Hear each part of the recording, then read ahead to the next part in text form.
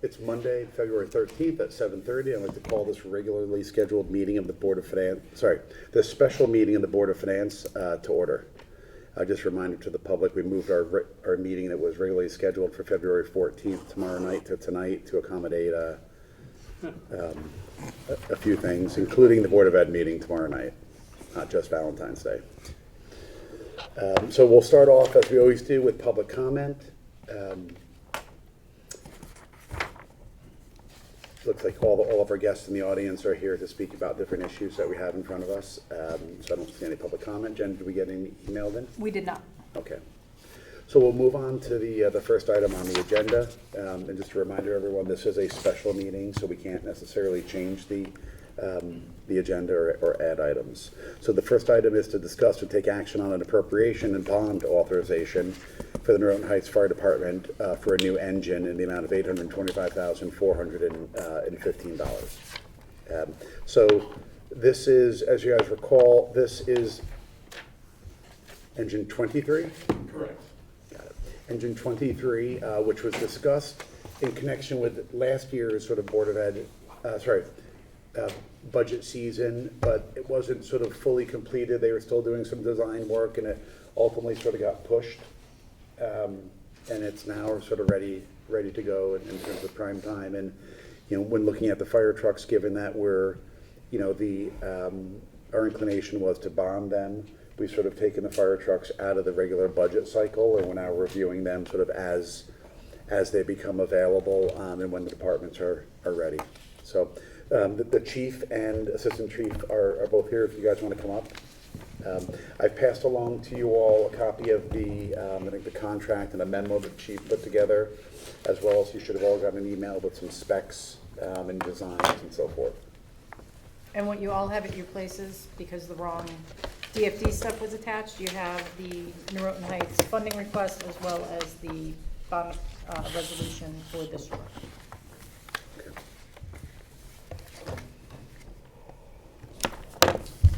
Good evening. First off, thank you for having this meeting tonight and not tomorrow night.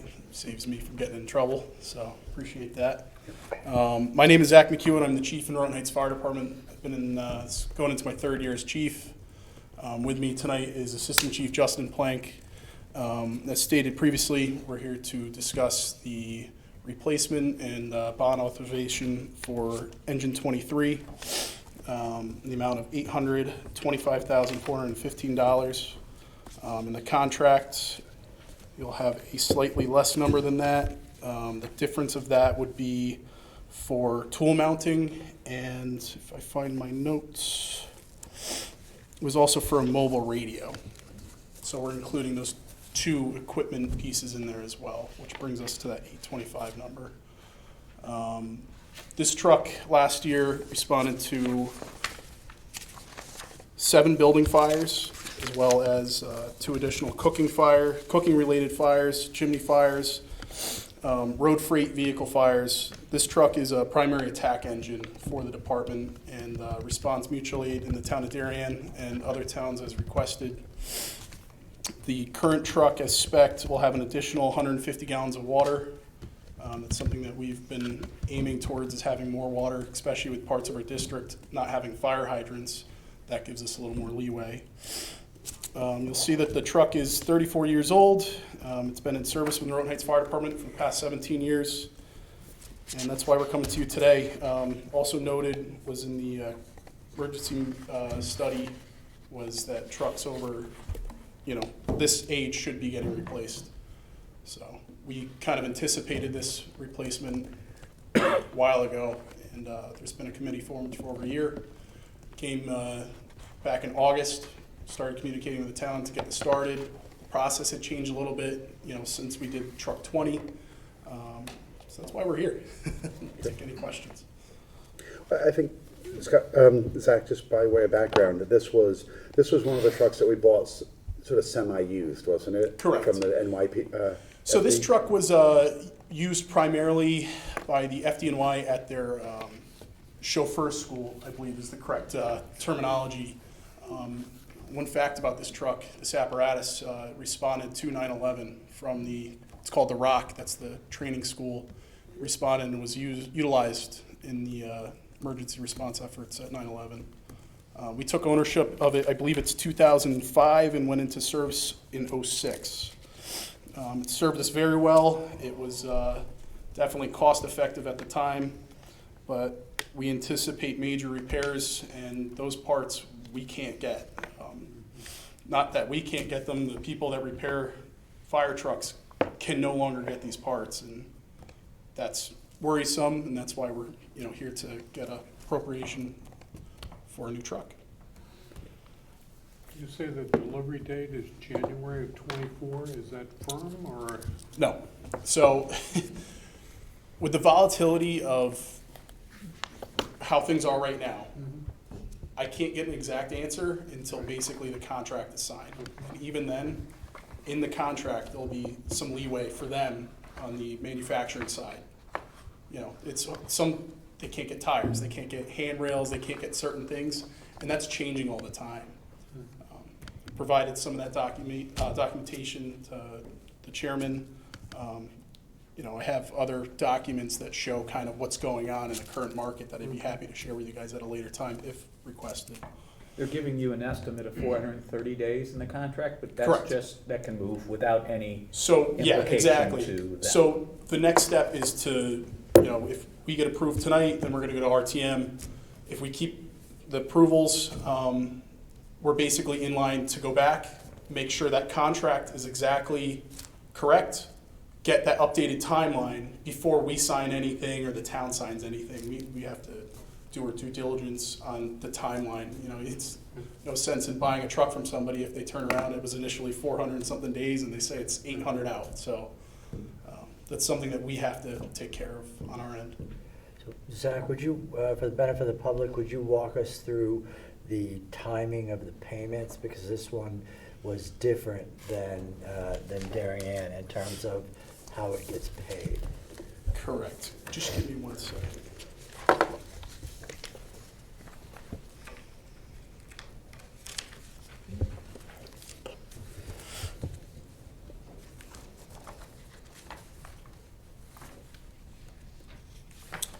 All right. And I do apologize to the chairperson. The contract that I sent you, the PDF version, the price didn't carry over. I'm glad you caught that though, because the price is very important. Okay. So the total cost of the apparatus comes to $816,654. So upon the chassis, which will be built by Spartan, they make the chassis, it'll be delivered directly to Marion Body Works in Wisconsin. At that time, $325,000 is owed because that part of the project is complete. So how long do we think from the order to the first payment? What's that put us at? To get the basically get the chassis made and delivered, right? If the contract gets signed in the next 2 months, got a quick calculation there for me. Well, he looks that up. Do you mind if I walk through the rest Yeah, of go ahead. the payment? So again, $816,654 is the total cost. Chassis delivered, that's going to be $325,000 owed to the chassis manufacturer of Spartan. Marion Body Works at that time will start building the body onto the chassis. Once that's complete, we'll be invited out there and we have to inspect the truck. So basically going through line by line from start to finish, every element that is the truck. From the base truck to any changes that might have had to get made, such as additional safety equipment if we elect to put those on there, we have to make sure that they provided. So that takes some time. Once we approve that, it'll be an additional $325,000. We're not driving that truck home. Once that's done, we're obviously going to leave. They'll do some final touches. If they have to correct anything, they'll do it at that time. Then it's going to be delivered to us at the fire department by Marion. They still own the truck, at which time $166,654, the remainder of the balance is owed. And then after that, once the town owns the apparatus, an additional $8,761 will be owed to the dealer to do the radio install, which is included in that 8,000. The labor is also included in that, and mounting tools. So that's the breakdown. And then you have, Yeah, so Where's the total? it's not really clear. Talking What's the second? to the dealer, it's anywhere from 4 to 8 months. 4 to 8. Okay. And again, these things change. It seems week by week. It's been kind of hard to keep track of because they're always saying, hey, this is what's going on, and we're getting delayed, and there's 8 trucks in front of you, or things are looking better, and it's changing all the time. Okay. So just a question, two-part question. One, in terms of, we're not bidding this out per se, part of an RFP, so you could talk a little bit about, we just went through this with Darien in terms of them bidding out and their process on the rescue truck. Talk about the cooperative that we are bidding through and sort of how that cooperative works in terms of setting like the base price and ensuring that we get sort of bulk purchasing power. Sure. So we have every intention of purchasing this truck through the Houston Galveston Area Council Cooperative Purchasing. It's a cooperative purchasing. I don't want to call it a business because it's a subsidiary of the state of Texas. So they have their own, basically like the state contract for Connecticut, we have our own state contracts and such. They have it in such a manner where they have hundreds of fire trucks on there that you can go in and say, I need a pumper that's this tall, that's, every element of it. And we go into there, we find the base price. And this is something that we're gonna have to wait to get our approvals from because again, these things change. So we'll get the base price of that. And keep in mind that 816 that I gave to you guys before, that's from the body, that's from, start to finish, the chassis and the body. So we're gonna go in to the purchasing co-op and we're gonna find that truck that comes as close to as possible, make sure that it meets our requirements. On top of that, we might have to add additional like electronic valves, a backup camera. We have to tell them what color to paint the truck because it's a base truck. It doesn't have paint on it. So if you get that grasp that it's kind of like buying a car with nothing in it. And you have to tell them where to put things. You have to tell them, what color to make the truck and other options. So those options is what brings you to the 816. So that's something that we have to work with the town on. The town is the one that has the, I'll call it the account, to go in there and look at what's available in the contracts through, it's called HGAC buy. So the state of Texas has negotiated these kind of base prices with the various. So they've already done the legwork, Right. as I like to call it. They've already gone through and vetted the vendors, the contracts, to make sure that they're meeting the requirements. And like the Noroton Ladder 30 was bought through the same purchasing co-op, which I believe would be 2 years ago now. We're getting close to 2 or 3 years. So they purchased theirs through them. Now the state, it satisfies the state of Connecticut, it satisfies the town, which allows us to use, I'll call it the state of Texas state bid per se. Got it. Is that the same co-op that Darien Fire Department uses? Yes. Is this used nationally then? Oh yeah. But is it the kind of the go-to buyer's co-op for? So you bring up a really good point, and I'd like to just touch on that if you give me 1 second. I spoke after emailing back with the chairman today. I actually reached out to our representative who, not only because I wanted to answer your questions, but I wanted more information as well. How many trucks are getting purchased through this? Through our dealer alone, it's 10 to 12 in the most recent years. There's towns like Glastonbury had a truck very similar to ours that they purchased. I believe it's a 2019, so maybe they got it in 2020. That was $803,000. So we're very close overall, even with that base price being, I'll call it significantly lower, because that's what it is.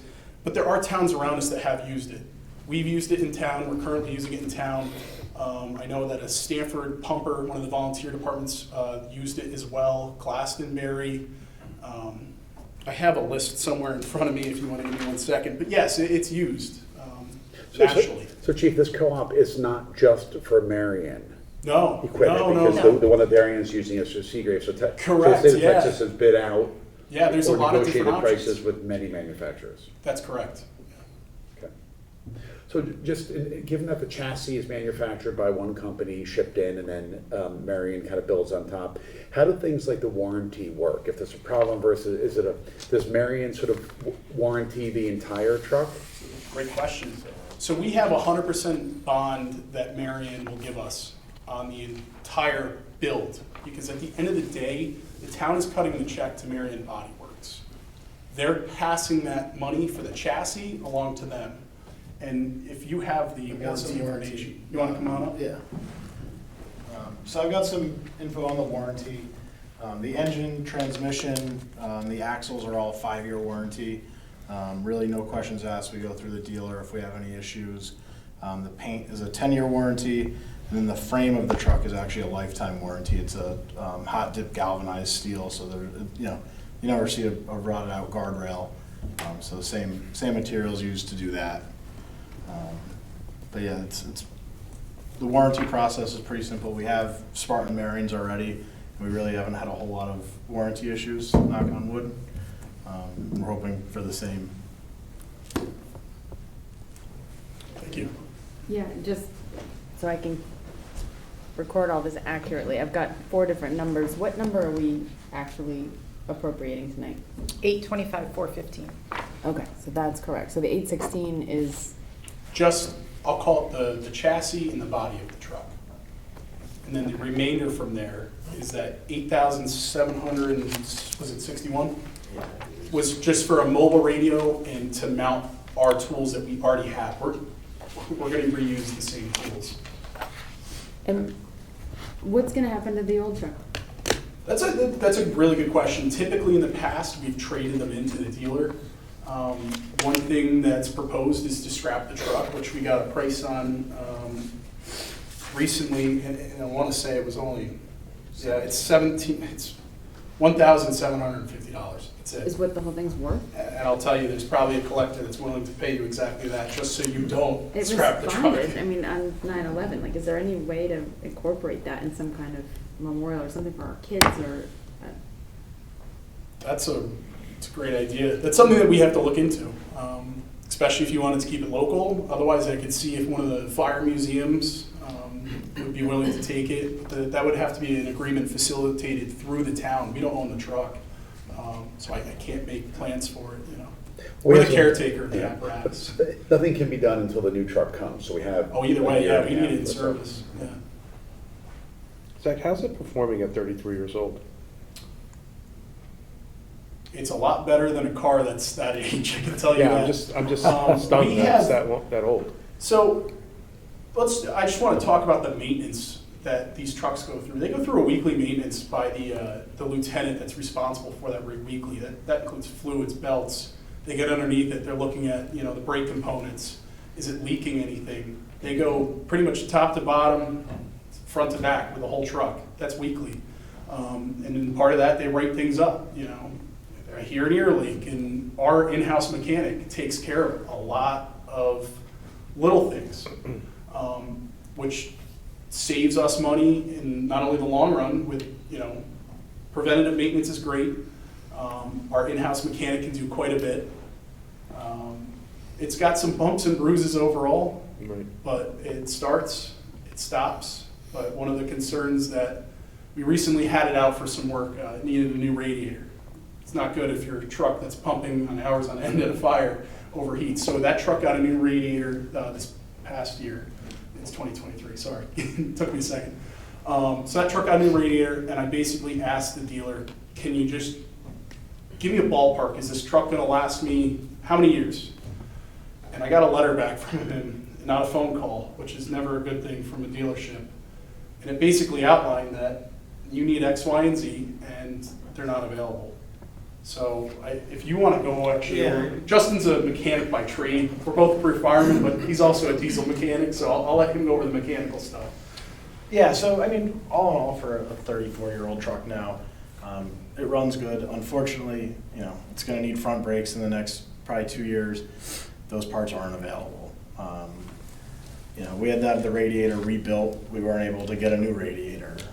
But the truck does run, and It stops. it stops. That's the most important thing, is that it does stop. And you know, but ultimately, you know, a lot of work was done on it in 2006. So, you know, the pump is relatively modern, and but it's, you know, the new truck will have a bigger pump and you know, some more modern amenities. And the safety aspect's really huge for us. Is, you know, the old truck, you're sitting in a metal box with no airbags and lap belts and, you know, all the stuff that you don't want to be doing anymore. The new truck has, you know, roll protection, anti-lock brakes, roll stability, airbags, all the, you know, the safety features that we really do need. You mentioned there's a couple other trucks we have that are the Spartan Marions. In terms of how many other trucks from this manufacturer do you have, like in the broader fleet of the 3 fire departments? Do you know? Noroton has 2 Spartan Marions. Their rescue truck has a Marion body on it. We have a Spartan tanker. It's not a Marion tank on it, but it's a Spartan. Our Squad 21, which is our primary motor vehicle accident piece, is a Spartan Marion. The new ladder truck will be a Spartan Marion. So what that does is really allows us to have continuity. So at 3 o'clock in the morning when, oh, I drove 21 yesterday, but I haven't driven 20 in a few days, you know, in a few weeks, you can hop in it, and where you start, it's in the same spot. The switches are in the same spot. You know, the parking brake's in the same spot. Everything's in the same spot, and it really makes it easier on us. And then also the maintenance aspect, having them all be the same makes it easier. We can keep parts in stock. This day and age, getting parts, even for modern things, can be difficult. But by having a fleet that's all the same, we're able to keep those parts. And parts that we haven't, like if we have a hard time getting a part, we might say, okay, let's order 2 of these instead of when we need it next time having to wait that couple month lead time. Okay. Any other questions? Thank you. Okay, this is very helpful. I appreciate you guys both coming in, all the questions over the past, you know, few days and weeks. Yeah, no, it's been great. Thank you guys very much.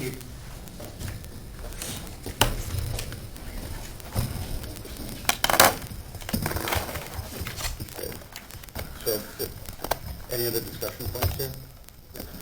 If not, I guess I will entertain a motion for an appropriation. Should we vote separately, Jen, for the appropriation and for bond authorization? No, they are one resolution. Okay, so accept the motion on the appropriation and bond authorization for the Noroton Heights fire engine in the amount of $825,415. Dan moves. Oh, sorry. David moves. Seconds. All those in favor? Okay, it's unanimous. Thanks, guys. Thank you. And, you know, as a reminder, just because we are passing the bond authorization, we still have the ability, when it comes, when we're making the payments and so forth, to pay for all or part of it out of the general fund. Right, Jen? When I bring it to you to issue bonds, at that time you can say, nope, we want to cover it from fund balance. Got it.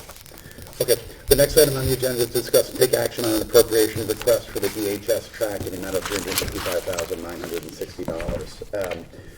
By way of reminder, at the prior budget season, we approved $450,000 approximately to redo the track, and not just to sort of redo the surface of the track, but also some of the facilities, kind of high jump, pole vault and stuff at either end of it and so forth. You know, if you've watched it, and I'll have Rich and Alan maybe come up, and our facilities director give us a little bit of a background on it, but in connection with actually going out to bid, sort of 2 things I think were determined. One, you know, the ultimate cost of it was going to be a little bit higher, as many things have been that were related to petroleum, paving, and other kind of, you know, very skilled types of projects like this. This isn't the same as paving a road. And then the other item was that I think when they had the company come in, which, if my memory serves me, I think it's the same company that did the tennis courts, or no? Oh, yeah, it is. So it's the same company that did the tennis courts.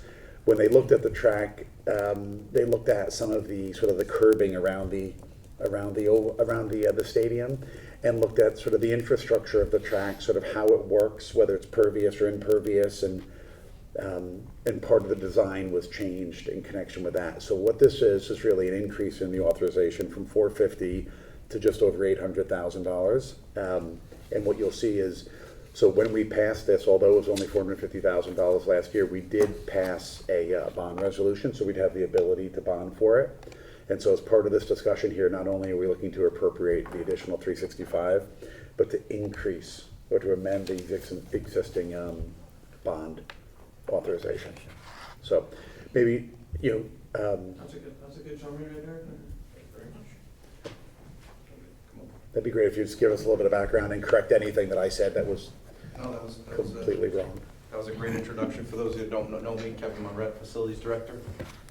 The project was undertaken from my predecessor, and we've, in the fall months, did an RFP, which invited some bidders to come out, which we saw no sealed bids received in the month of October, which made us go back to the Purchasing Alliance, which, as Mr. Palin said, was the same firm that did the tennis courts some years ago.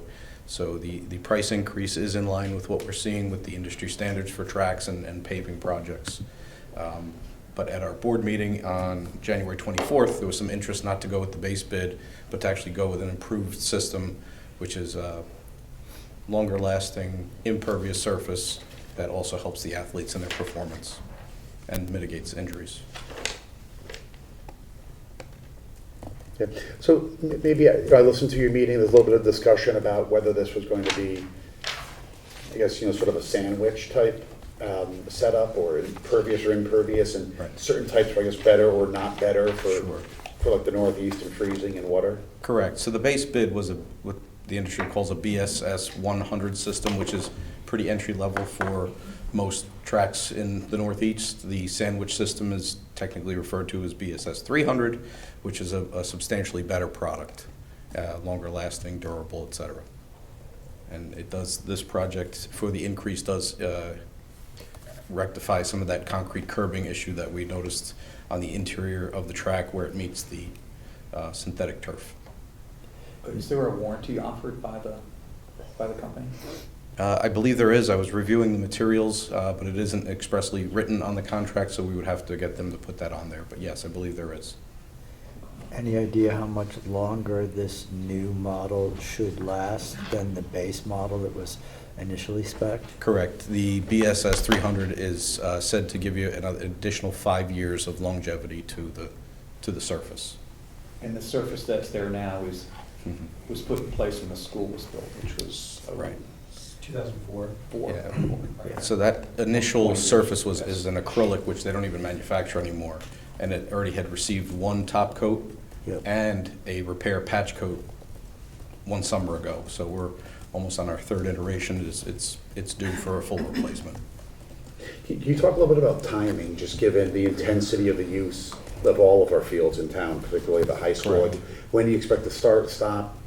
Correct. So timing is everything, and that's why we're here tonight, so thank you for having us. The vendor has us in the queue, so to speak, but won't actually commit unless they have a signed contract.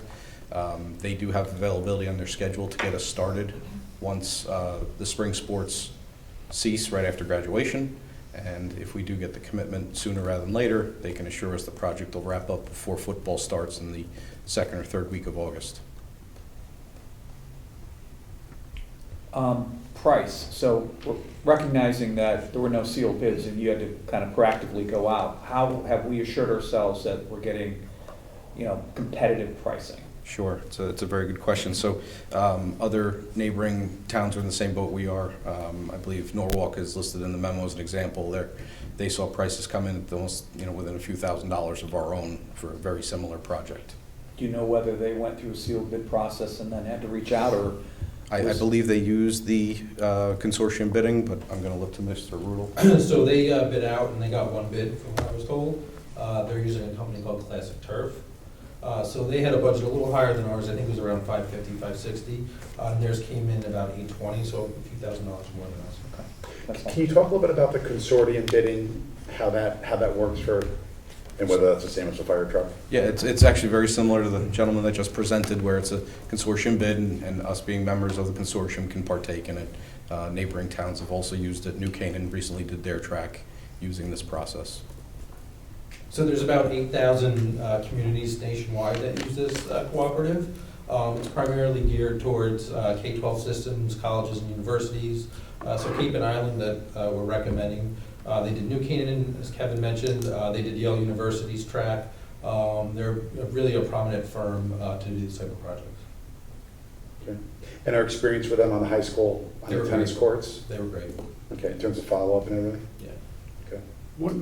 What measures are going to be taken to protect the track from, I don't want to highlight the football team, but football team walking across in cleats or whatever and damaging the surface? So walking across it is fine, and they'll use a number of large equipment trucks to actually mill and put the underlayment down. So foot traffic is completely acceptable, but we, to your question, to help the process, we've moved some of our summer sports or activities to other fields to allow us to hit that window of opportunity. No, I mean, for practice every day in the fall, when I played football at that, on that field, across the track, they put pieces of plywood so the cleats wouldn't damage the track. I want to be assured that there's some sort of protection to the track. Oh, I that see what you're saying. after spending $800,000, we don't have to go back and repair it in a couple of years. I understand, yeah. So what I would say is I would chat with the athletic director and get his opinion on what we can use or utilize for those practices and events as some sort of covering for the surface. All you have to do is get a couple pieces of plywood. Yeah. I think that's a good point. I think when you look at our track, it's a little bit unique, different than New Canaan, such a, you have to go over our track to get onto the field. Right. New Canaan is a little bit separate, and I think I recall coaching at Wilton, where they have a similar track, sort of did it, and there's always some type of special rug across it, but I would just, see what can be done if there are operational changes we should make that aren't kind of material just to make it last longer, and or even reminding the community. I do see bicycles and scooters and all that stuff. And just if there are things that we need to do to kind of make sure that the community helps us make this last for 20 years, we should think about that.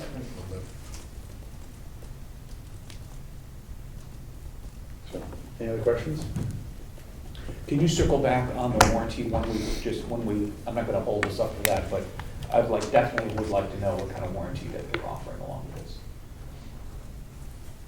Of course. I guess nobody's asked it, I'll ask it. Is it gonna be blue or red? Blue's in the spec. What? Blue is in the spec. Okay, that's good. I think the existing one was red and then painted over, right? Correct. What? Okay. Any other questions? I just Thank you. got a quick one, just costs and starting at the beginning. So we budgeted $450, we get no bids. Right. Cape and Island comes in at $588.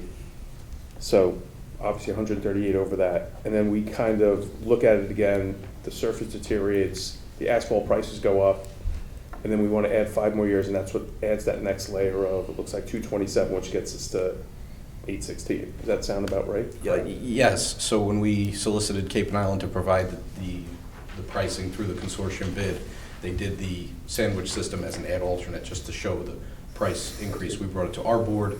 They discussed it at their most recent meeting. Their recommendation is to go with the sandwich system. Okay.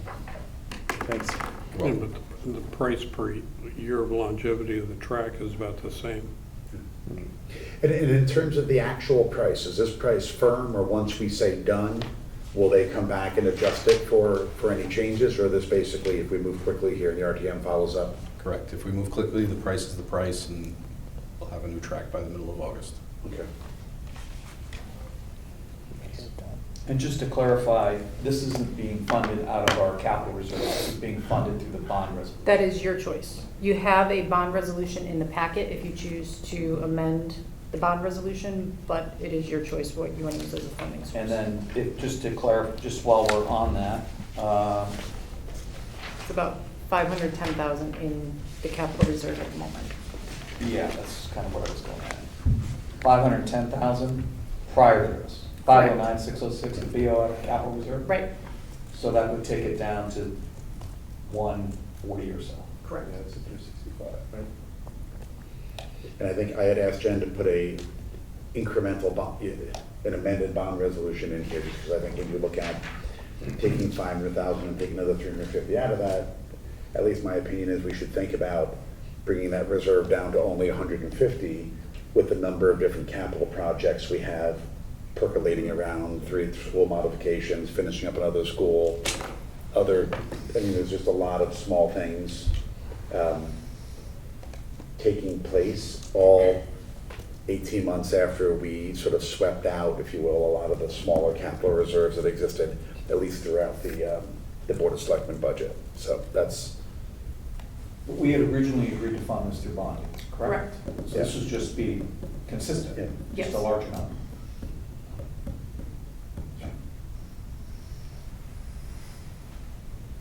So those two separate questions then? A, approve it, and then B, how to fund it? Or is No, it just? the resolution that you have in there, just like all of our other bonding resolutions, increases the appropriation and authorizes the bonding of it in one motion.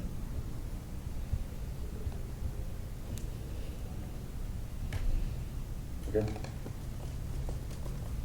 So I'll accept a motion to approve a resolution appropriating $825,415 for the purchase. I don't think they want quite that much. You guys don't want a truck, do you? The number Not is on so the close. track. That's what- No. It's 365, 960, yeah. Okay. yes. We'll try it one more time.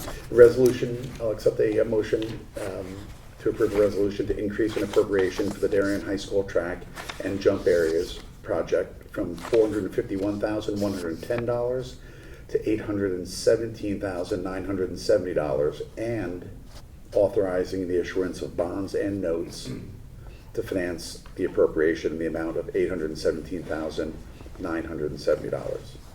So moved. Paul moves. Second. David seconds. All those in favor? It's unanimous. Thank you, folks. Thank Thank you you. very much. Thank you. Thank you guys very much for coming. Thank you. Figured we'd get you guys out of here early since it's a big night tomorrow night. Thank you very much. Thank you.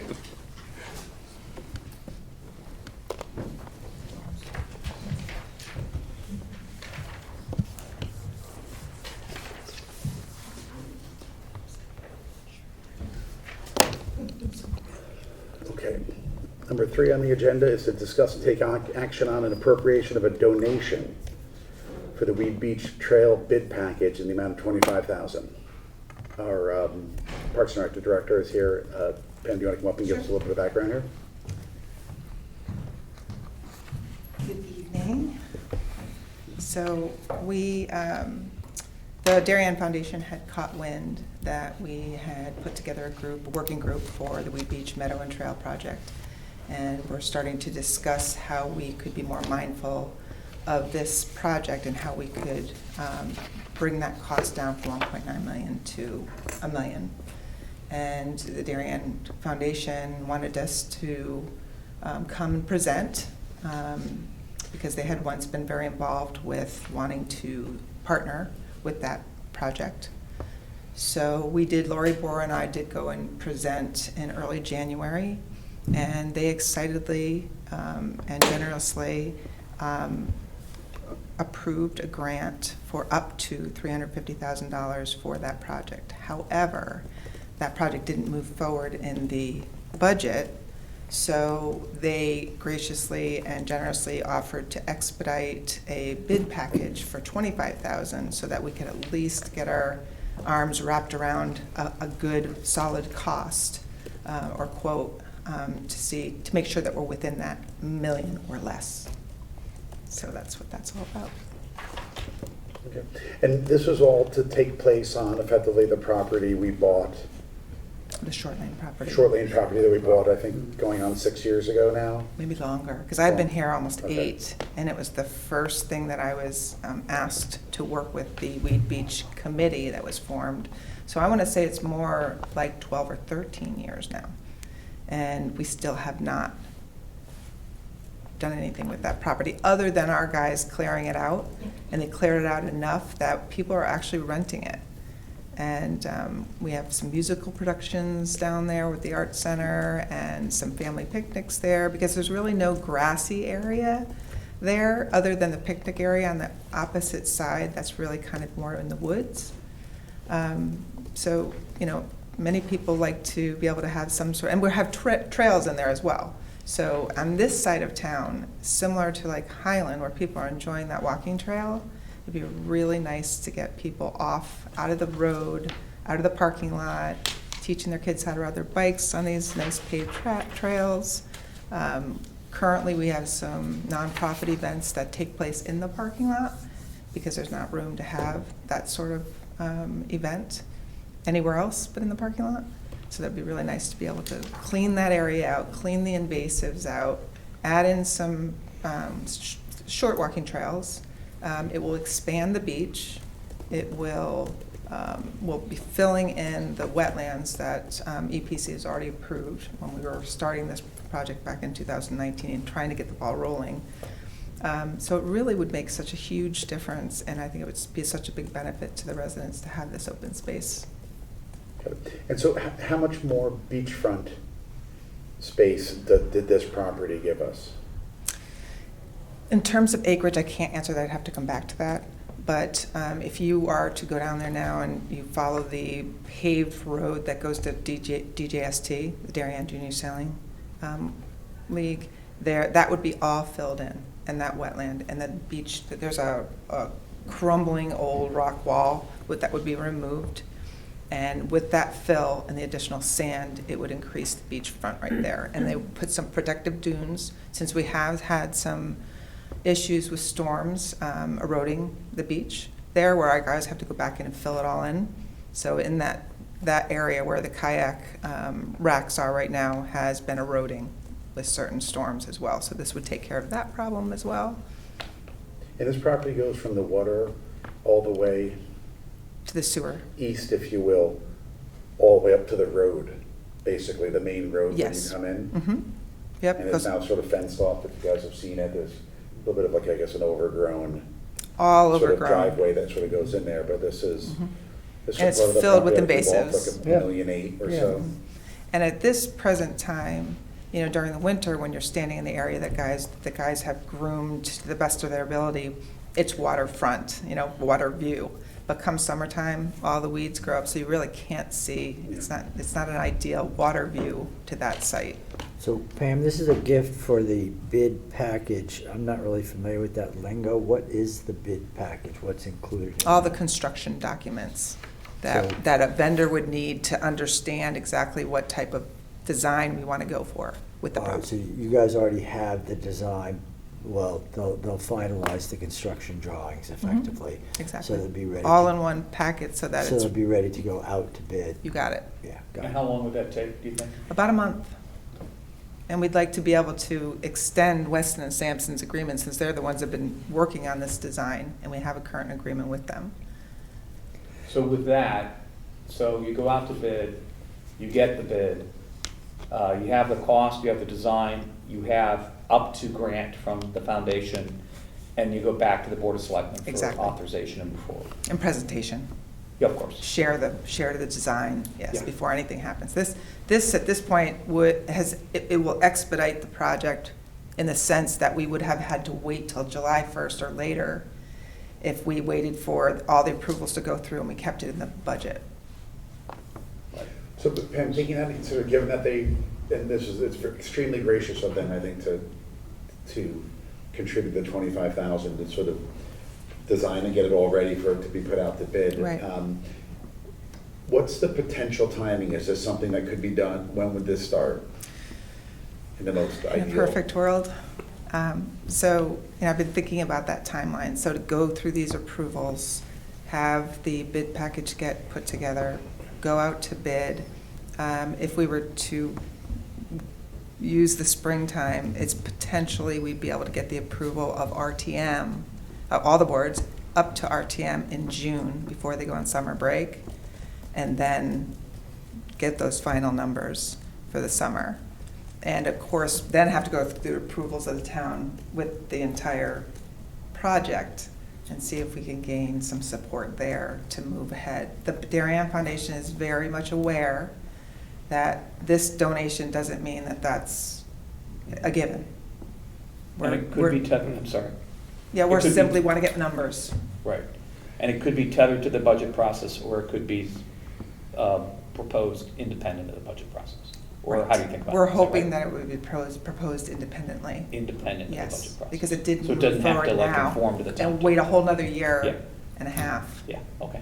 Yeah. But the idea is not that anything would take place that would make this available for this summer, is it?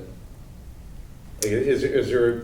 Sure. I mean, if we were to get all the approvals in June, for the, well, let's see, right, because by then, we would have the, let me think about that. So if we were to get the approvals now, then we get the bid package in a month, right, we could go out to bid in the spring, right? And then once that number came back in, we could start for the presentation and proposal again for the full project. But So it's could shovels be potentially, in the ground before the could summer? be in the, oh, no, I think fall. Okay. Yeah. Yeah, I don't think it's a summer project. And how long do you think it would actually take to? I'd be guessing, but I want to know, like with Weston Sampson, with his quote, he said it's pretty shovel ready, so he said he doesn't see it taking more than 3 months. Okay. Pam, from a cost perspective, is it $1 million, is the estimate? Less than 350 for the Darien Foundation would pay, or is it 1.3 bringing it down to 1? 1 million. 1 million left, and up to We 3. trimmed it down. Mhm.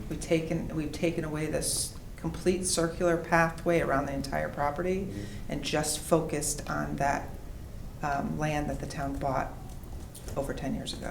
Right, because I think a year ago, it was that path that was in there. And took the right? boardwalk out, which was Yeah. rather expensive. Yep. Okay, thanks. You're welcome. I think this is great. I mean, to put an otherwise idle piece of waterfront property to use, I think is great. And the fact that I think the foundation's willing to be part of a public-private partnership, I think is great as well. You'll be coming back to us though for approximately $650,000 to do this? Oh, we definitely have to come back, right? This is just to tighten up the numbers and make sure that, you know, what quote we did get from Weston Sampson will actually be quoted by a construction outfit. I mean, that's basically how much it's gonna cost to get this done from what you need from us. Yes. Or less. If it could come in less, it could come in more. And then we'd have to figure out whether we have to. But approximately, the whole project's $1 million, and they've agreed Yes. to finance To up to fend up to to 350,000. 350. Okay. I'm just concerned with buying Great Island that we're spending this much more money on another Parks and Rec initiative. I don't personally love the idea of doing that right now. Just putting that out there. Well, let's see what the plan is and everything. I will say, when you come back, we definitely want to see the plan, want to see the whole cost.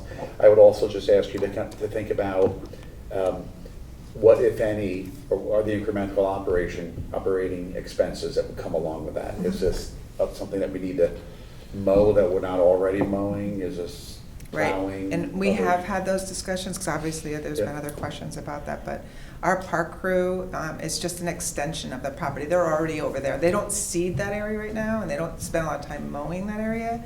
It's just, it's going to be a natural area. Yes, well, they have to spend a little bit longer on the sand groomer, because it'll be an extension of the beach, but they do not feel that there would be an extensive amount of additional work. Okay.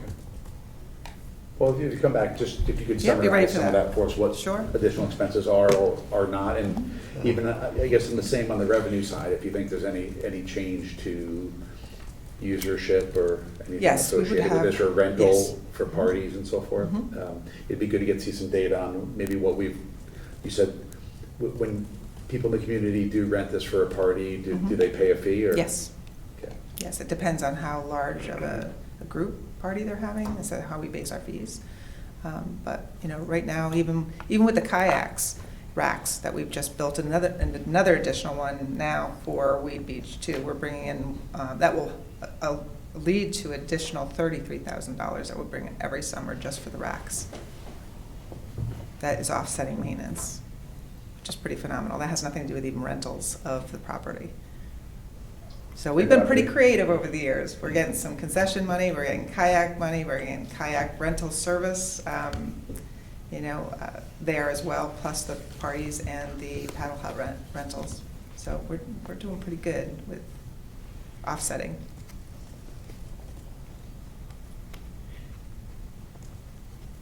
Okay, any other questions?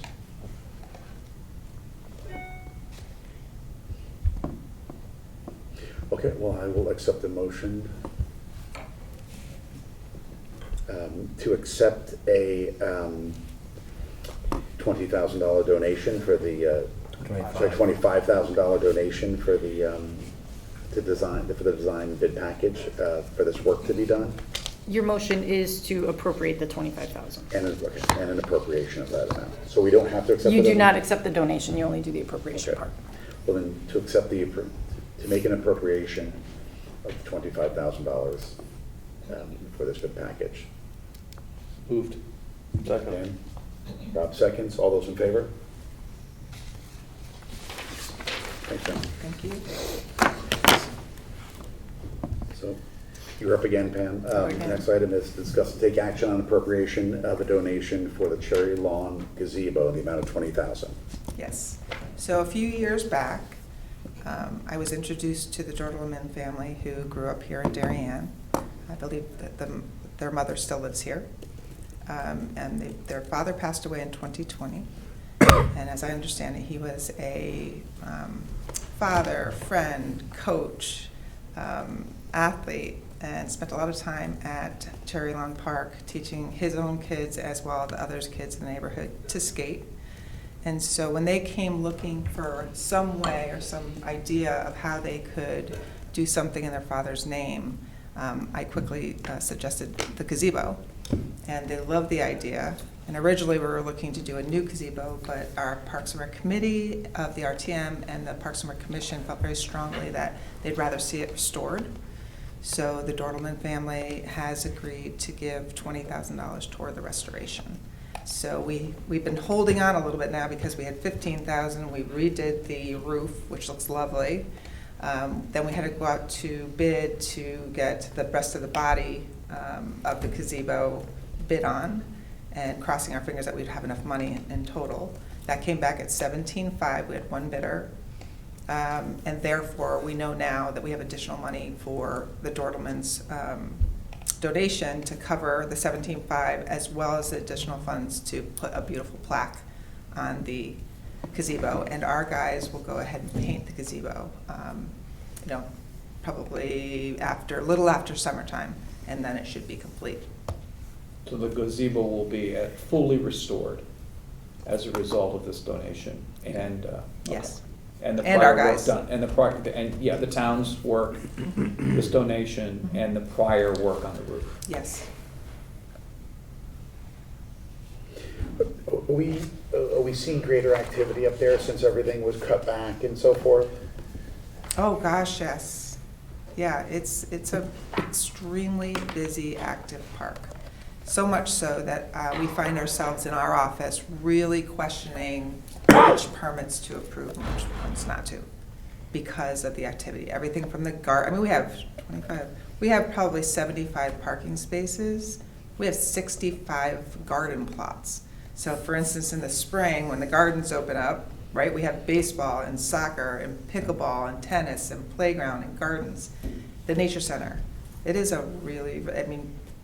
it's a very, very busy place. And it's great to see it that way. But we have to be very mindful as well when it comes to the activities we're approving there. So it would be really, I think the gazebo being restored, I think right now it's not used as much as it would be because of the way it has looked lately. Our parks guy haven't put as much time in it. The roof was all mold. I'm going to say moldy. It had the green growth on it. And certainly our guys couldn't do anything about that. So we did have it power washed at one point, but it just needs work. Okay. It'll be a beautiful asset when it's done. And it was really generous of them, and they're very excited about finally having somewhere that they can honor their dad. And will they be making the donation right away, or? Well, they actually already did, but it's been so long that the check got canceled. So we had to wait for this process to roll out and make sure we had a bid that was within the amount. So they're gonna wait until the work is done, and then they'll issue us a check. Got it.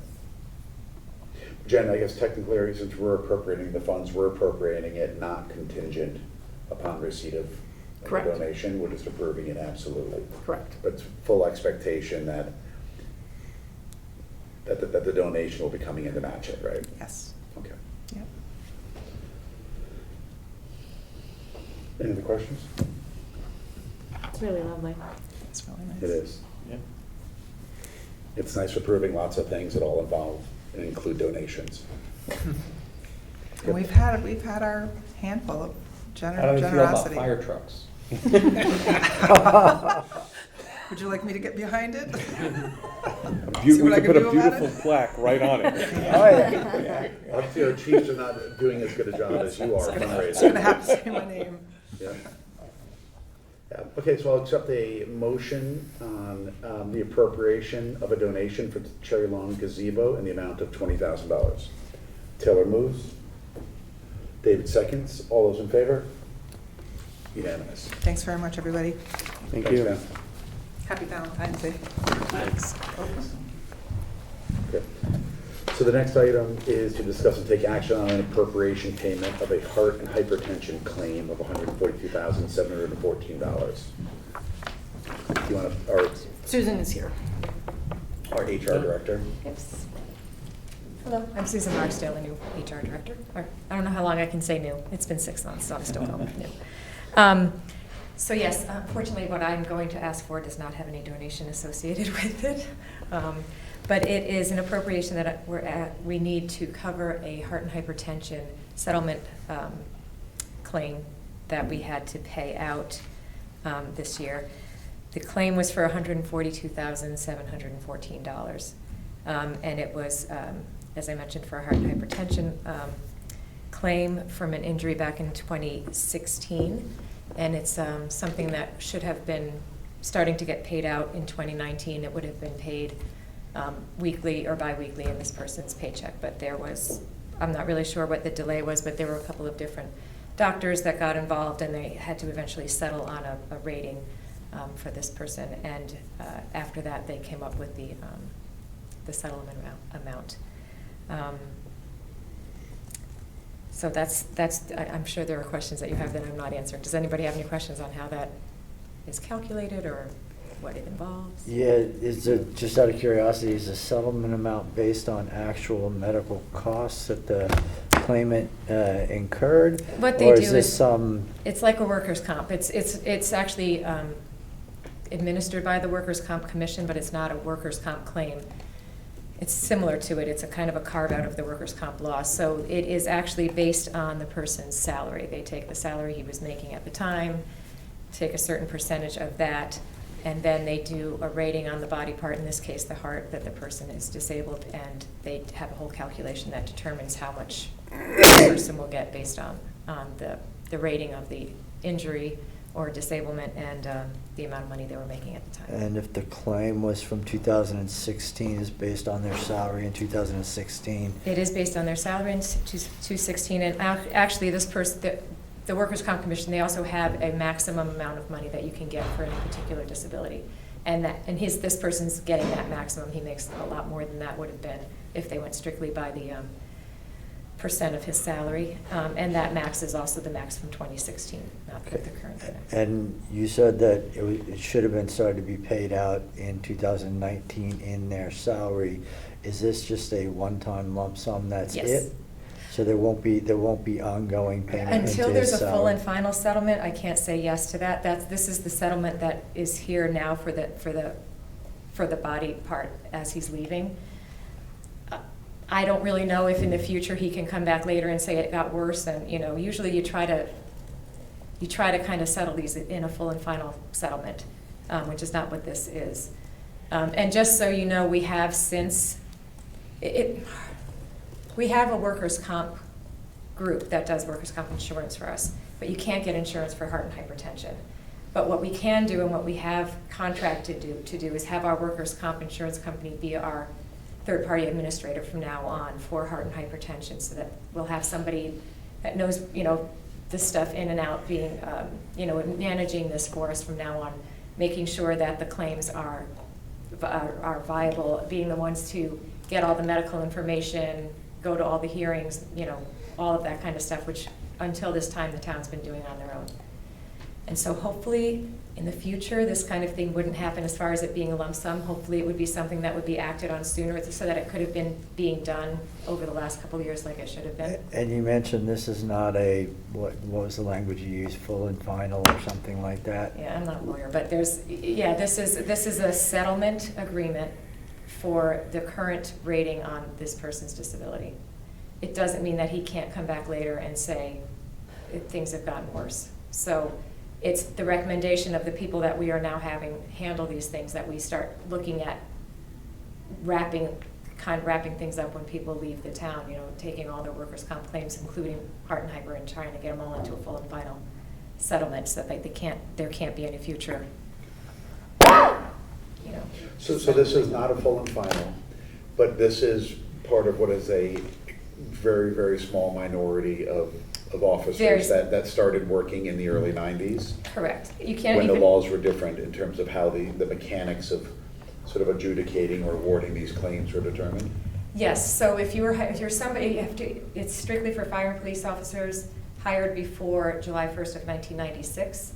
If they come up with a heart and hypertension claim while working for us, it is presumed that the injury was caused on the job, or as a cause of the job. And so they don't have to go through what you normally would have to go through with regard to workers' comp to prove causation. It's just assumed to be caused by work. At this moment, we only have 3 officers in our employment right now that still qualify for that. So the exposure we have moving forward is very low. We have 7 claims right now of heart and hypertension on our books, of people that have since retired.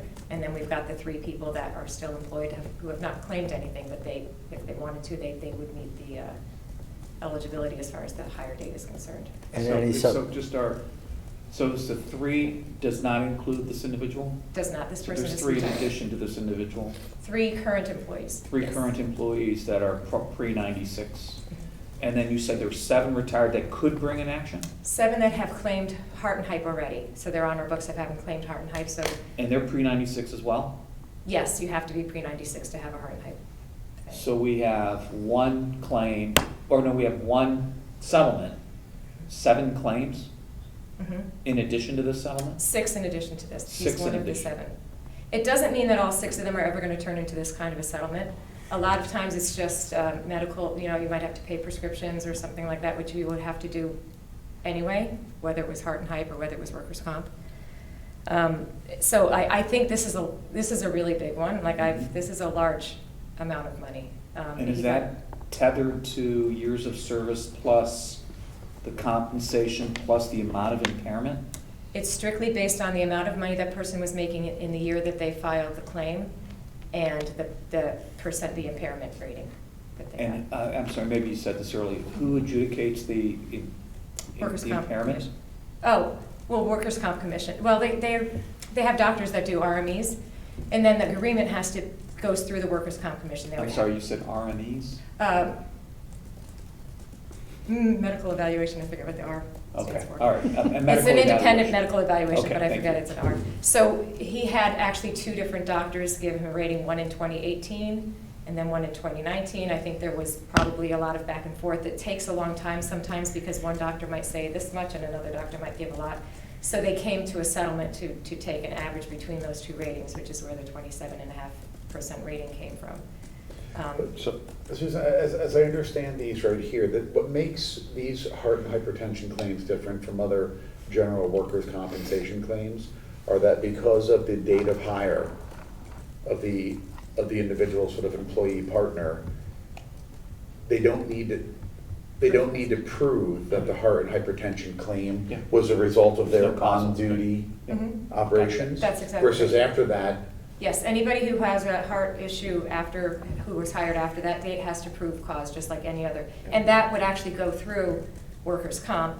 It would be covered by our workers' compensation And this is not. insurance. So what I'm getting at is what our potential liability is, because there's Right. an additional 6 that have retired, and there's an additional 3 that are still in force, that could all make similar claims. We don't know to what degree, Correct. but that's a possibility. That's all I'm getting at. Mhm. That's, you're right. and is what you're saying, we've been sort of put on notice by 6 that they've said that they have that They've symptom. actually filed paperwork to claim injuries or disabilities. Yeah. Yep. So But that's I- 6 out of all officers that were hired prior to 96 and have retired. That I know of, yes. That you know of. Okay. Part of this is, the good thing that's kind of the silver lining coming out of all this is it's prompted us to hire professionals to be the ones to manage this program. A lot of times towns don't do that because it is so few and far between that you get these claims. The problem is when you get them, sometimes they can be really expensive. So that's why you can't get insurance for it, but it's still good to have a third party do the managing because they'll stay on top of it and it's all they do. And KERMA, who does our workers' comp, they have a division that does heart and hyper. And So that's- KERMA will handle this going forward? KERMA's gonna be handling And this. KERMA's doing this for many others, so I think Correct. they'll. Oh, they absolutely know what they're doing, and they'll stay on top of it, and, And so heart hypertension remains uncovered by insurance, but now you have to demonstrate there was a cause. For No, the if you- post-96. Post-96, it's a workers' comp claim, It's a like workers' any comp other claim. workers' comp claim. Okay, Yep, so this it is section- covered by insurance. Correct. There's a certain section in, that's strictly about pre-96 heart and hypertension for police and fire only. It's a Got it. very specific group of people that qualify for this. So Susan, is this carve out that you're talking about? When you first started, you started talking about carve out of the workers' comp, like traditional workers' comp. Yes, is I coming even back- hate to, it really isn't workers' comp. Like, for example, workers' comp settlements are tax-free. Mhm. Heart and hype is not, it's taxable. So it's governed by the Workers' Comp Commission, but it's not a workers' comp claim. It's kind of, in the Connecticut general statutes, it has its own little section strictly about heart and hypertension. I don't know where it came from, but it's a very, very And, specific. There was a Connecticut law, which they changed to be post-86. But I do have a question. My understanding from listening to the Board of Selectmen is that we are not approving the settlement. The settlement's already made. Mhm. What our role is to do a special appropriation to pay the settlement. Yeah, no, we Yeah, understand. Okay, I just want to make sure everybody's Yeah. on that page. But, so I think this is good going forward. We're gonna use sort of a service that does this day in and day out. Mhm. And it sounds like the sort of non-workers' comp covered population that we're sort of exposed to, that started pre-96 is getting much smaller. Yeah. It also sounds like there's some discussion around the budget of using, some funds to create a little, some wellness incentive programs for some of the police officers, because obviously I think the best way to manage these expenses are to not have the claims come up. So it sounds like as part of the budget, there's, a small amount kind of be built in for additional sort of fitness and outside. We're trying. Can I go back to a couple of questions? Sure. Back to the commission, who picks the doctors, who picks the doctors? The independent doctors? I think you call them? I believe the employee can probably go to their, well, I don't really know. I think the employee can go to their own doctor because it's not, I don't know the answer to that for sure. It's not covered under workers' comp, so I don't think they have to go to KERMA's doctors. The town has a right to, I'm sure the second doctor was probably one that the town chose, Yeah, or the other way around. That's where I was going. Yeah. That's exactly where I was Yeah, going. and I think that's why I don't know the Right. specifics of this, but the fact that there were two doctors makes me think that the town required one and the employee got the other, and then they just kind of had an agreement to meet in the middle. Right. I think having KERMA involved again from the beginning is going to be, from the beginning of when a claim comes, is going to be very helpful because they will be on top of getting, the pre-employment physical of this person to make sure it's not only the 7/196 date that makes somebody eligible, but they also had to have had a pre-employment physical that didn't show any issues with their heart and hyper, stuff like that. And so these guys will be good about they'll be able to get all the medical records and really be on top of making sure the person qualifies.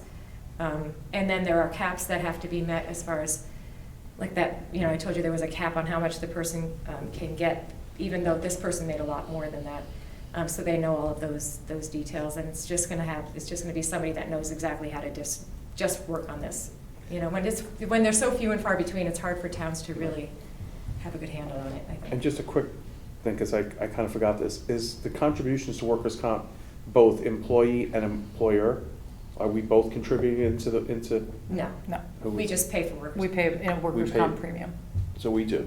yes. There's no contributions, right? Right, Yep. it's just an insurance, like an And insurance. they base off of rates? I mean, prior claims, if I remember? That's some of it, and then job classification gets a rating. That's the one, job classification, yep.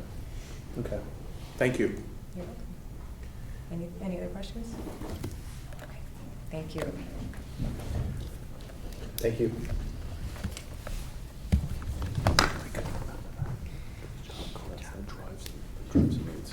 Yep. Okay, I'll take a motion for an appropriation of $142,714,000 for the payment of a heart and hypertension claim. Rob makes motion.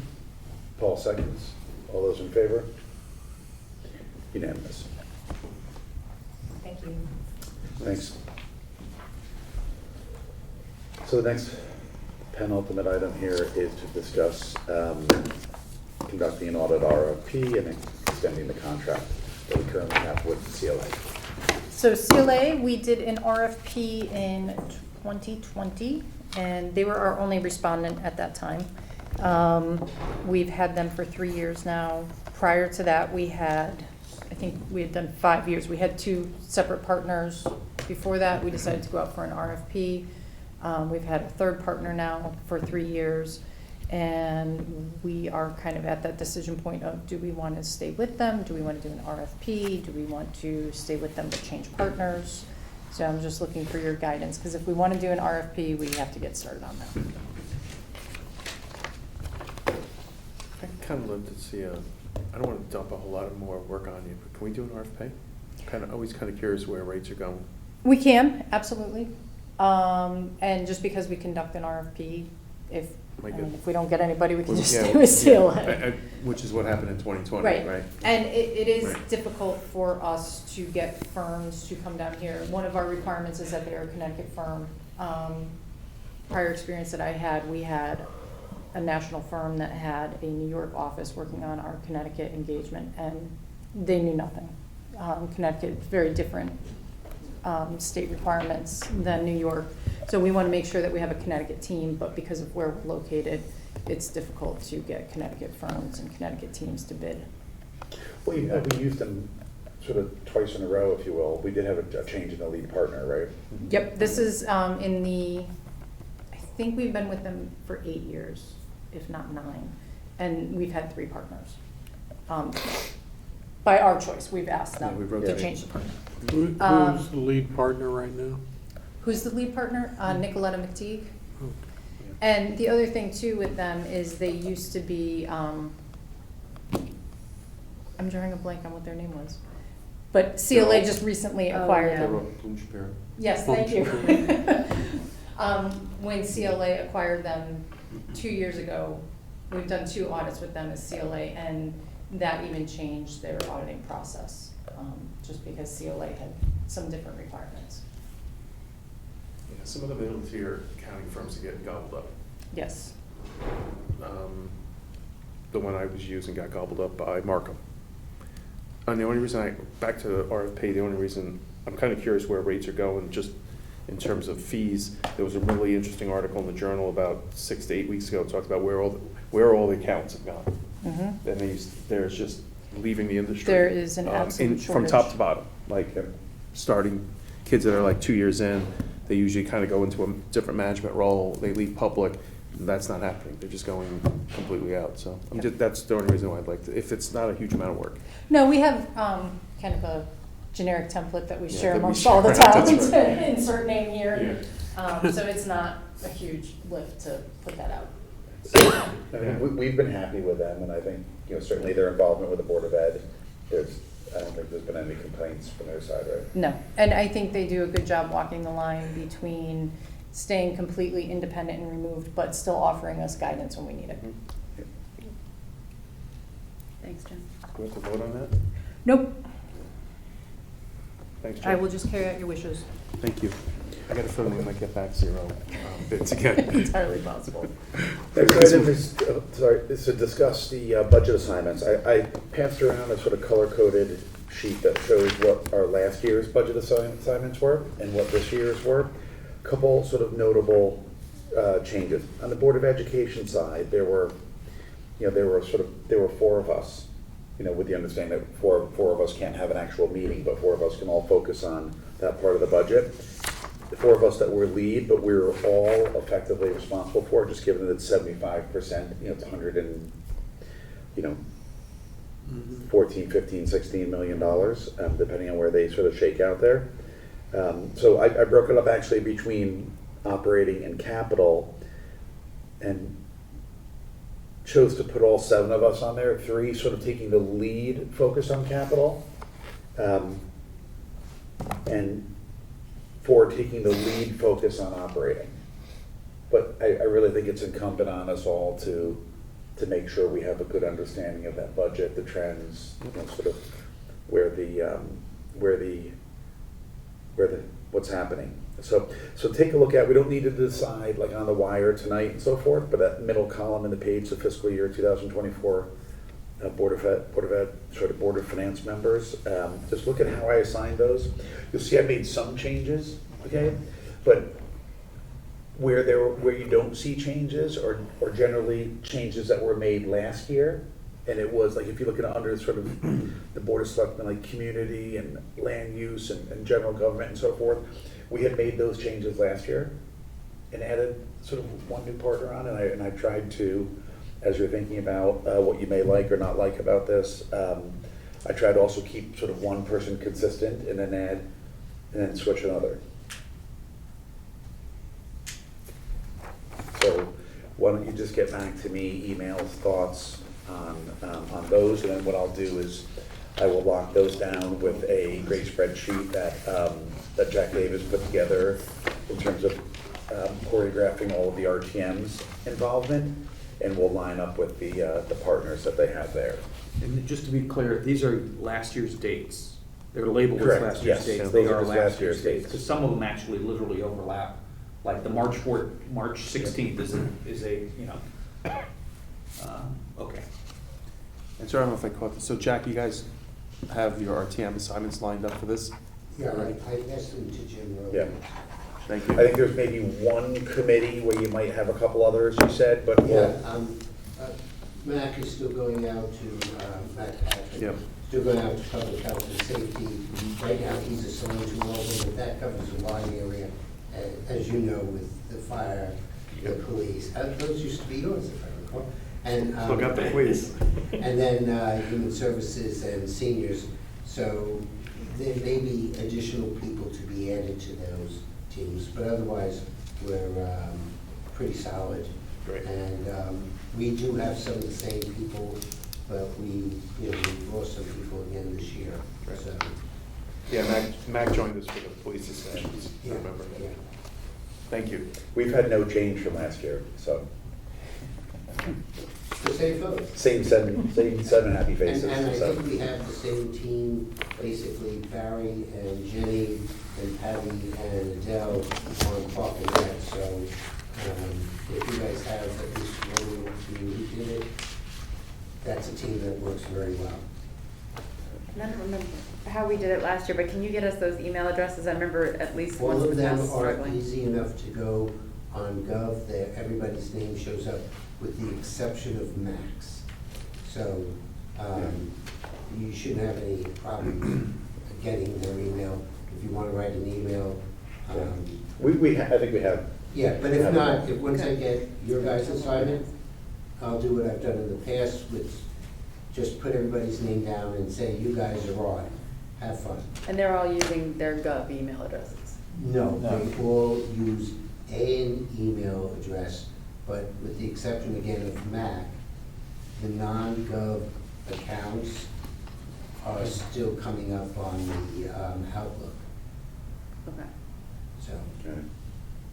Okay, well, so if you guys could let me know by the end of the week, and I'll work with Jack to make sure we get the master list all synced up. In terms of timing, as you all may be aware, the Board of Selectmen voted on Thursday evening to approve their budget. And the Board of Ed is meeting tomorrow night at 7:30 to go over their final budget. Look at my notes here, the Board of Selectmen, On Valentine's Day? yeah, That'd be some. Are they presenting to us on the 7th? Yes. Right. And then, Public hearing on the 14th, and Yeah. then you guys get into your deliberations. yeah, so we technically received the budgets. On the 7th. Yes. But obviously, we're doing work ahead of time there. So on the Board of Selectmen budget, if you look at operating expenses, we're up 4.3%, library is up 4.8%. Combined, those two were 4.4 approximately. And debt service was up 24%, the largest piece being of that increase, or I should say virtually, largest part of the increase being the anticipated bonding of for Great Island and/or for HHR, we have some HHR in there as well. Yeah, some of the existing debt service, as you guys know, actually kind of continue to come down. So all three, if you bake in what they actually vote on, that was up by 8.7%. But obviously that includes like capital, if you will, because debt service effectively is paying for capital. But so when I look at sort of operating expenses, it's really about 4.4%. I would encourage you guys all to listen to. They've had a ton of great meetings. I think Monica and her board have done a great job, I think, in terms of both individually and as a group, sort of debating ideas, looking for efficiencies, sort of pressing different ideas in terms of whether or not we should be expanding certain services, additional personnel, so forth. So I think they've had some very healthy discussions there. The Board of Ed again votes tomorrow night. Their the superintendent's proposed budget was up around under 5% versus last year's. And if you were to adjust in the surplus that they're on the run rate for right now, it would be in the sort of the upper fives. There's over $1 million of the $6 million increase that the 9 members of the Board of Ed are all looking at and include a combination of efficiencies, reallocating staff, reducing FTE in certain aspects, postponing some things, cutting things like budget control and so forth. But there's over $1 million, I think, that they'll be discussing tomorrow night. I think they've discussed wholeheartedly over the past few weeks. So I think this is, certainly this is my 16th year of the budget, kind of going through it. I think it's been, I think it's probably been one of the most productive, I think, budget discussions that they've had, and I think, all 9 of them have been putting ideas out there in terms of looking for ways to,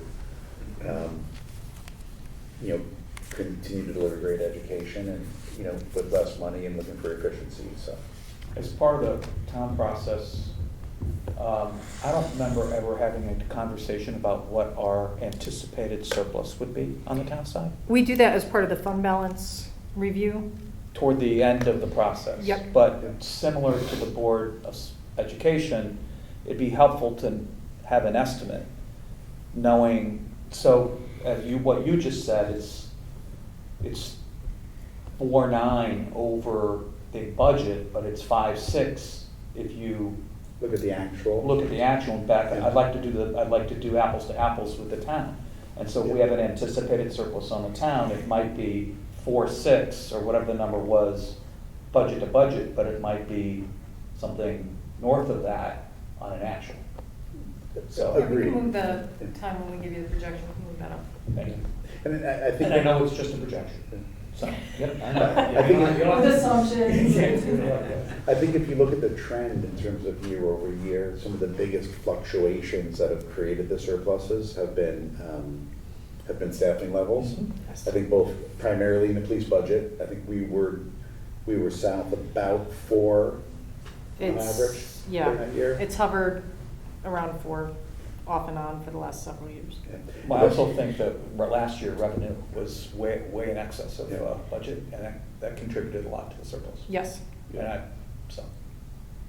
And as part of this, in terms of like the folks that are looking at planning and zoning and building permits and so forth, as we think about revenue, and those that are focusing on that, at the OPC meeting last Wednesday, Steve Mulvaney gave an overview of sort of the cadence of some of these projects, most notably the Palmer's project. You may have seen the demolition signs go up, and that project is moving forward. I think that the demolition could begin, I think it's either the first or second week in March.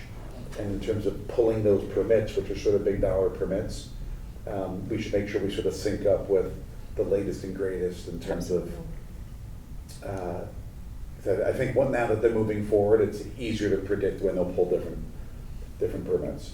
So that'll be, now listen, some of them may fall into fiscal year '23, which would mean we have a greater surplus, if you will, than projected revenue next year. But let's just get a good idea, Jen, in terms of, which one's gonna come in June and which one's. That will be up to whoever does land use.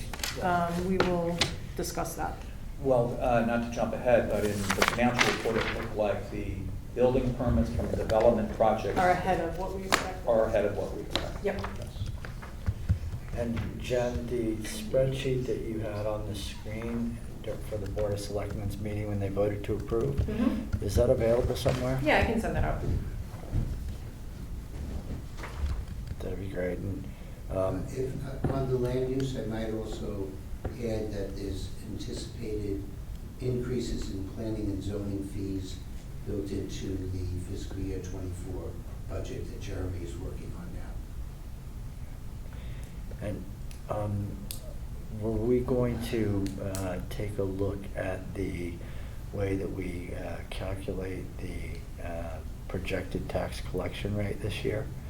At least look at how it's been historically, what we budgeted at the average minus 25 versus what it actually comes in at, to see if we would be comfortable with a lower than 25 basis point haircut. We may not be, right? And once we look at the numbers, we may not be, but I'd be interested just to see what it shakes out to. I thought last year, we made the assumption that was basically the same as it was the rolling 3 or rolling 5? Rolling 5. Rolling 5.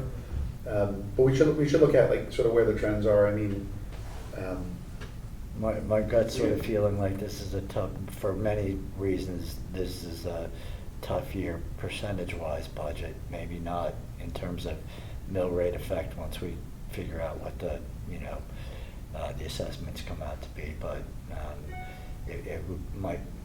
if we need to find some money somewhere, that might be yeah, something. no, to we look at. should definitely look long and hard at that. And I think the point on the assessments, as we kind of finish up this topic here, is that while that's beginning to kind of kick off here and will ultimately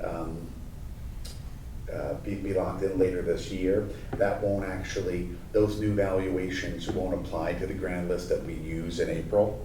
That'll be for next April, right? There are some in the grand list that we will be using for the '24 budget, but not much. Related to the larger, yeah.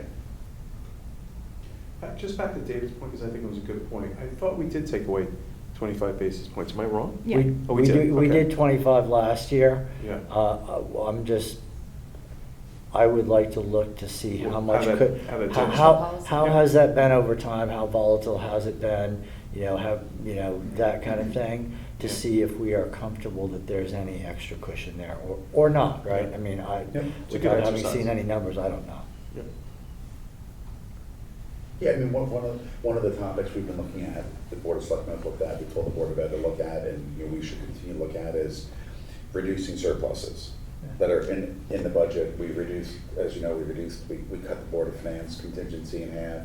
The Board of Ed is discussing their budget control. We've swiped out a lot of the small capital items that existed in all of these budgets, so it's. Yeah, I think there's a person in this room that's not up on this podium that's really big on surpluses. Thank you. I had a very Thank good you. team to work with. Yeah, thank you. No, I Not mean, big on surpluses. Not but- big on but yeah, exactly. Against large surpluses. Again, against extra money sitting around. Yeah. Yep. So next item is the financial report. Move on to that. We've finished the January collection period, and collections are slightly ahead of last year, but the tax collector did put in some additional effort at the end of the month, as she saw that the rate was a little bit behind. So she reached out to some taxpayers and brought in some extra money by the end of January. So she's still keeping an eye on it. She's very hesitant to see a change in the budgeted collection rate because she's not seeing the same strength in collections. She's not quite sure why they didn't come in. Some people, she said it really seemed like maybe they were just out of town and forgot that they had taxes due in January. But she's keeping an eye on it, and of course, anything that we don't get collected as current taxes this year, we collect, hopefully as back taxes next year. It'd be maybe good to hear from her in terms of if there are any trends. Were they more commercial properties, I don't know. auto or residential? I don't know. On investment income, the number that you have there was just through December. At the time that we were able to prepare this, we posted January's investment income today, so that number is actually 650,000, which puts us 578,000 ahead of budget. And the other one that I want to call your attention to is just below that, intergovernmental revenue. We are ahead of budget on that, and that's related to the change in the town aid road, the treatment of the town aid road grant, where we're putting it in the general fund instead of the capital fund. So we will have to appropriate that as a transfer to the general fund, or to the capital fund, because that's going to fall short. But I want to let the whole year go because we do put investment income in there, and we have some other income, so we'll only move exactly what we need to make that fund whole. And then town clerk they're doing very well. They're behind where we were the last couple of years, but I think that we are definitely on track to meet budget this year, which we have at 1.8 million. And then building permits, as was mentioned, redevelopment permit funds, we assumed 57.5 in the budget, and to date we have collected just under 68,000 for the redevelopment funds. And there is the expectation that there will be some demolition and foundation permits that may fall into the current fiscal year. Hey Jen, on the intergovernmental, that's effectively, does ECS fall in there? Yes. Because I saw there's an article which I didn't, but I'll forward around to you all, talking about the governor's budget, and there's some additional ECS funding. ECS? Or is ECS or excess cost? Sorry, ECS. Also, We haven't gotten No. that in ages. The projection. Yeah, send it, but Not ECR. No, not ECR. send what you have, because we haven't heard anything. There is easier. Went from 140 to 155. Yeah. The town receives ECS, Yes, right? yes. And that amount was how much last year? About 400. Yeah, I think that was up by like in the new budget. Like Oh, it's up like $15,000. Yeah. But we have others that are down. Yeah, and then in terms of the intergovernmental, the ECR grant, which obviously is used to offset the Board of Ed's budget, that's up significantly because they're proposing for the top tier, the top 58 school districts, I think it is, in that first tier, moving from from 70% to 75%. And you're talking Sorry, from in the 75% current year to or in 80%. fiscal '24? For fiscal '24. Yeah, so we'll cover all of that in the Yeah. budget. We just have the governor's proposal right now. The Yeah. legislature hasn't started doing anything with it. But overall, the governor's proposal versus what we have in the Board of Selectmen budget is maybe $10,000 less than what we have in the budget between capital and general fund. Yeah. On the Board of Ed side, the ECR for next year is like 500,000 different. So it's a big one. Also, in the legislature, they passed a bill to have free lunch for all for the rest of the year. It's on the governor's desk for signature. That's for everybody in the state. Free lunch for all kids everywhere? Yes. They didn't raise the income level to apply for free or the reduced lunch. They just said free lunch for all. Who says there's no free lunch? Yeah. And when's that effective? What? Is it effective immediately? Well, we haven't been, I only heard about it last Thursday, maybe Friday. It was passed by the legislature, and it's on the governor's desk for signature, and they assume it's passed, will pass. They have no timeline as to when funds will be passed on to the school systems. So all schools, all lunches, all kids? Yeah. That's what it was like in the first 3 months of this year, roughly. We got about $750,000 in Trumbull, and that lasted us through November, and everybody got free lunch. What's on the menu for? Like up to a certain dollar amount, or is it just the fixed lunch that they provide that day? Well, it wasn't, you could go through and buy Twinkies and whatever you wanted. You got the standard lunch free. Anything à la carte, you had to pay for yourself. Well, you know, we just started serving sushi in the high school on Mondays. So I don't know if the governor has that. Are you taking Mondays off, Jim, to sample? So, okay. On the expenditure side, everything is tracking, is tracking as expected. What did he say?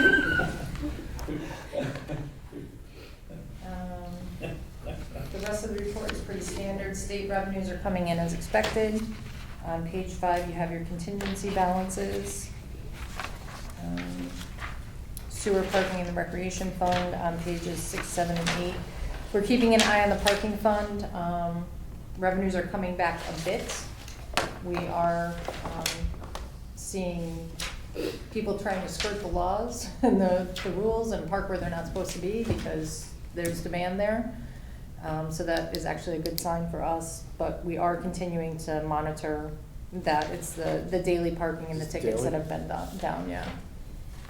Are you seeing just a steady growth each month? Or is it just? Not so much. It's not pre-pandemic, obviously. No, definitely not.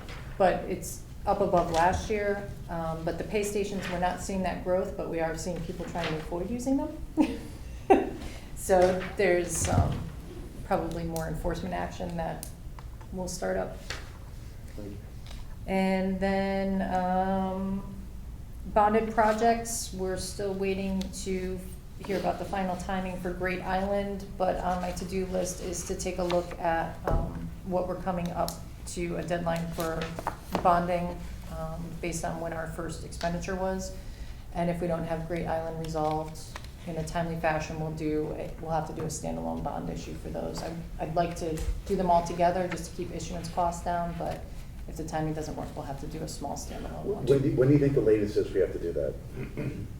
I gotta take a look at the first expenditures and see, but it really is March, April probably. And I don't think that if Great Island doesn't move forward on the timeline that we were originally, but the second timeline that we had, I think we're gonna have to go out and do a separate bond issue. what is the current timeline expectation for? I Great think Island. the extension was The diligence early period March. ends on March 6th. Okay. And then we negotiated, it used to be you had to close 30 days after, and now it's 45 days after. So basically, we're at like Mid-April. April, yeah, mid-April. in terms of closing. So Right. that would put us in the market kind of late, late March. Right. That's assuming we resolve the issues that we've talked Yeah. about. I think if they're not, or they're an extension, we'd probably have to do a smaller bond deal. Yeah. Could we talk about the Noroton Fire Department natural gas conversion Mhm. project? Because there's been no money spent. It was expected to be completed last year according to the notes. Yes, they are starting to, they have some funds here and they have some in the reserve for capital non-recurring. They've started spending the reserve fund already. They had gone out to bid, they had all kinds of delays, COVID-related, design delays, that sort of thing. They went out to bid a couple of months ago and the bids came in significantly higher than the total amount that they had. So they took another look at the bid. They removed some part of it. I want to say maybe it was an HVAC replacement that was kind of going along with it while they were, not HVAC, because this is HVAC. It might have been a generator replacement. There was some component that they removed from the bid and they were able to get it down to a number that worked within their budget. So now they're starting to move forward with it. Okay. Thank you.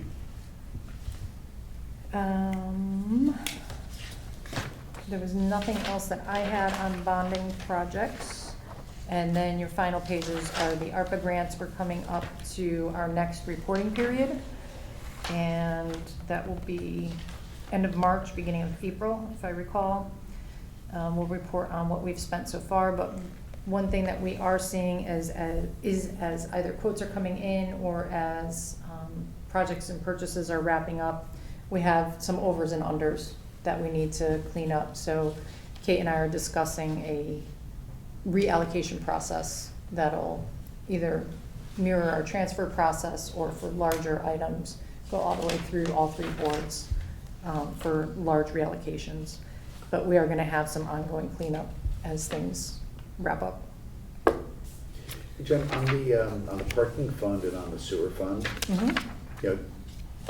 just looking at these reports, we don't show the actual balances in here. The fund balance? Yeah, and I guess I was just thinking about it in the parking fund, 'cause I know there's some discussion on the Board of Selectmen level about, I think one FTE will kind of come out of that fund, and so I was just curious sort of what the total fund balance is. I can add that for next time. Yeah, it'd just be good to have an idea. The sewer fund balance is very, very healthy. The parking fund balance was healthier before the last couple of years, and when revenues dropped off, we had to draw down fund balance for the last couple of years. We've looked at it, we think we're gonna be fine for this year, but I'll add the fund balances at the bottom of each page.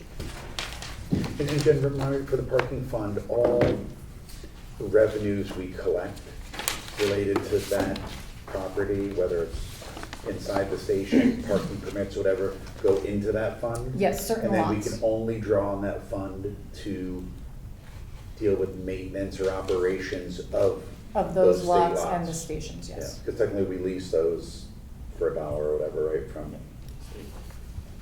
Okay, yeah, fund balances would be great.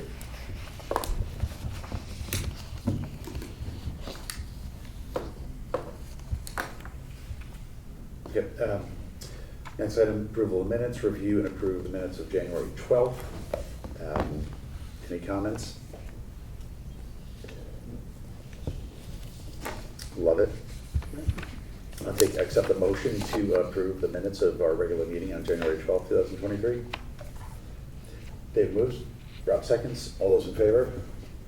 Okay, I think we can skip the special assignments unless there's anything material that we have related to building projects or anything. Just really quickly, we have final architectural review board approvals done. We have the Henley and Royal approval through P&Z.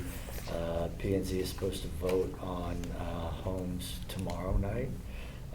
So we're expecting that to be done. We just got late today the packages from the construction manager that have the final design, final cost estimates, everything that they expect to go to the state with.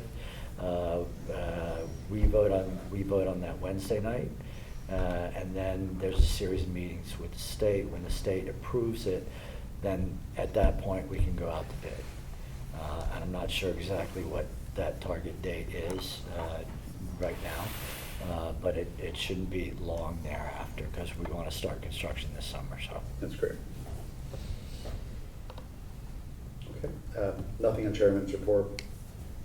Can't do new business. Can't do new Shouldn't have been on there. business. So I'll accept the motion to adjourn.